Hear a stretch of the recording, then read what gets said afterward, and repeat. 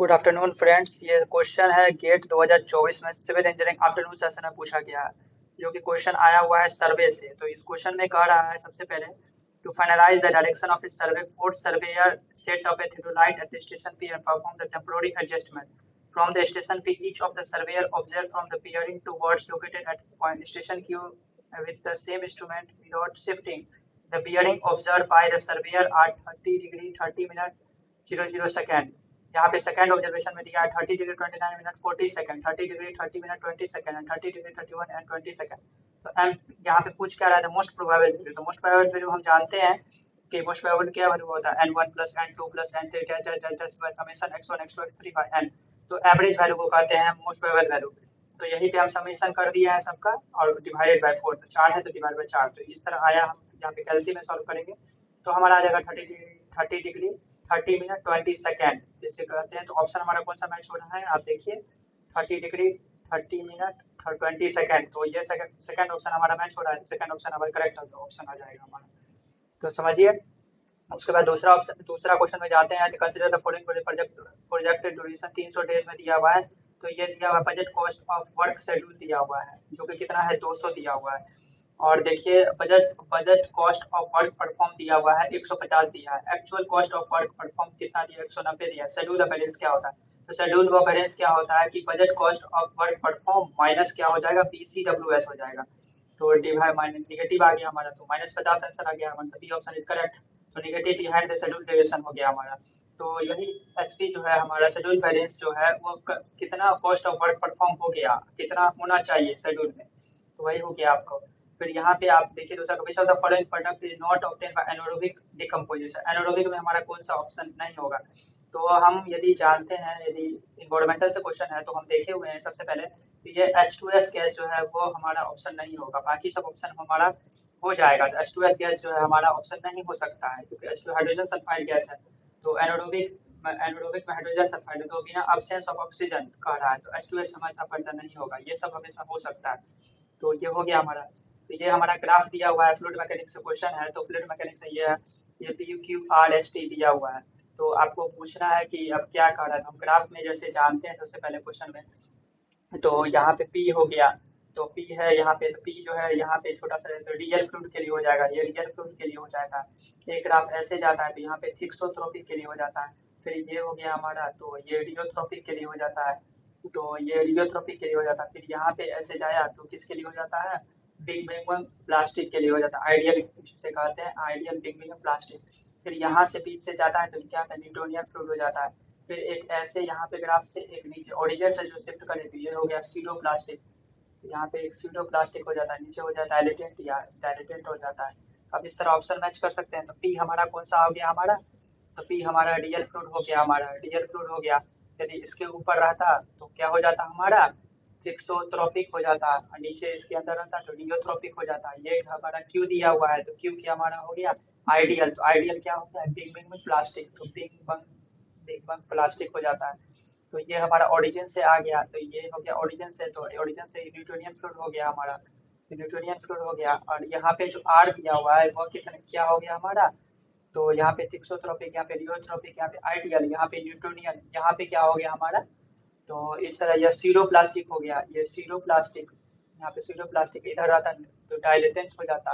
और फिर ये कहा गया है तो आइडियल। तो ये एक आइडियल आ गया हमारा। तो ऑप्शन हमारा देखिए कौन सा क्या मैच हो रहा है। तो ऑप्शन हम देखते हैं। तो ऑप्शन हमारा सबसे सटीक जो बैठ रहा है जो पी है वो देखिए रियल रियल सॉलिड के लिए। क्यू जो है वो आइडियल पिगमेंट प्लास्टिक के लिए। एस जो है न्यूटोनियन फ्लूइड के लिए। टी है जो आइडियल फ्लूइड। तो ये ऑप्शन हमारा करेक्टली मैच है। बाकी सब मैच ही नहीं हो रहा ऑप्शन में आप देखिए। तो ग्राफ को यदि सही से पढ़ा जाए याद रहेगा ग्राफ तो आप इससे देख सकते हैं। तो ये हो गया हमारा। तो अब हम दूसरा क्वेश्चन पे जाते हैं। तो देखिए NO2 जो गैस है तो NO2 गैस जो है हमारा तो NO2 गैस किस तरह हमारा निकलेगा। तो NO2 गैस के लिए यदि देखा जाए तो NOT जो है अमोनिया इंजेक्शन के थ्रू हमारा हो जाता है। NO2 जो हो गया अमोनिया इंजेक्शन के लिए हो गया। SO2 जो है हमारा किसके थ्रू हो जाता है। तो देखिए आप यहाँ पे पार्टिकल जो है जब भी पार्टिकल का बात आ जाए या तो ग्रेविटेशनल सेटलिंग चैम्बर था साइक्लोनिक सेपरेटर हो गया तो ये हो जाता है हमारा। तो अब देखिए कार्बन मोनोऑक्साइड है यहाँ पे कार्बन मोनोऑक्साइड है SO2 बच गया। तो कार्बन मोनोऑक्साइड जो है तो वो एक यहाँ पे इग्नाइट करके फ्लोरीन के द्वारा हटा सकते हैं। बच क्या गया SO2। SO2 जो है लाइम स्क्रैबिंग के थ्रू हो जाता है, तो ऑप्शन के थ्रू भी आप मैच कर सकते हैं। तो ऑप्शन हमारा कौन सा ऑप्शन आ रहा है, तो हमारा ऑप्शन सटीक बच रहा है पी का हमारा क्या आ रहा है 2, पी का 2 आ रहा है, NO2 अमोनिया इंजेक्शन, तो पी का वैल्यू 4 आ रहा है, तो क्यू का वैल्यू क्या आ रहा है, क्यू का हमारा आ जाएगा 3, आर का 1 हो गया, एस का 2 हो गया, ये हमारा हो रहा है ऑप्शन में। तो आप ऐसे भी समझ सकते हैं कि अमोनिया NO2 जब ये आता है अमोनिया इंजेक्शन या यूरिया इंजेक्शन के थ्रू ये होता ही है, तो हमेशा ये तो फिक्स याद ही होना चाहिए। SO2 सल्फर डाइऑक्साइड जब ये आ गया तो लाइम स्क्रबिंग के द्वारा ही हटता है ये। जब ये उसके बाद आ गया हमारा ये हो गया पार्टिकल, तो पार्टिकल के लिए साइक्लोनिक प्रेसिपिटेट हो ही गया, कार्बन मोनोऑक्साइड बच गया, तो फ्लोरीन के लिए ये फ्लोरीन फ्लेयरिंग के द्वारा हो जाता है, टॉर्च इग्नाइट के थ्रू होता है, तो ये ऑप्शन फोर्थ हमारा मैच हो रहा है, करेक्ट ऑप्शन हमारा। चलिए दूसरा क्वेश्चन पे अब देखते हैं। तो ये क्वेश्चन क्या कर रहा है कि define for 2D dimensional 3 partial differential equation दिया है, dx y इनसाइड डोमेन दिया है, स्क्वायर दिया है। इसमें क्वेश्चन में आपको बस समझना है, तो तीन को जो बाउंड्री दिया है स्क्वायर का वो 50 डिग्री सेल्सियस पे, और चौथा जो है हमारा 100 पे है। तो value of T at the centre domain में पूछ रहा है, तो सेंटर डोमेन सिंपली हम एवरेज ले लेंगे 1 2 3 4, एवरेज ले लेंगे तो 50 50 50 50, यहाँ पे 100/4 तो 62.5 ऑप्शन हमारा करेक्ट ऑप्शन है बी। तो इस तरह हम कर सकते हैं। तो ये क्वेश्चन मैथमेटिक्स से पूछा गया, तो मैथमेटिक्स का ये जो पोर्शन है आपको ये सिंपली 11 12 के बेसिस पे जो भी मैथमेटिक्स पढ़ा रहेगा तो उसे भी बना सकता है। तो यहाँ पे a प्लस बी उस पर ट्रांसपोर्ट दिया हुआ है, तो पावर पे ट्रांसपोर्ट दिया है, तो यहाँ पे प्लस में है तो सिंपली डिस्ट्रीब्यूटेड हो जाएगा ट्रांसपोर्ट, तो a power transport b power transport, और ये बिल्कुल सही है। और क्यू का दिया जाए तो ये ट्रांसपोर्ट में जो बी मल्टीप्लाई प्रोडक्ट में है तो उल्टा हो जाता है, ए इंटू बी का ट्रांसपोज बराबर क्या हो जाता है B transpose into A transpose, ये होता है प्रोडक्ट में। तो यहाँ पे तो ये फॉल्स हो गया, तो कौन सा ऑप्शन हमारा हो गया, तो पहला ही ऑप्शन सही हो गया, और ये बी सी दिया इनकरेक्ट ऑप्शन हो जाएगा हमारा।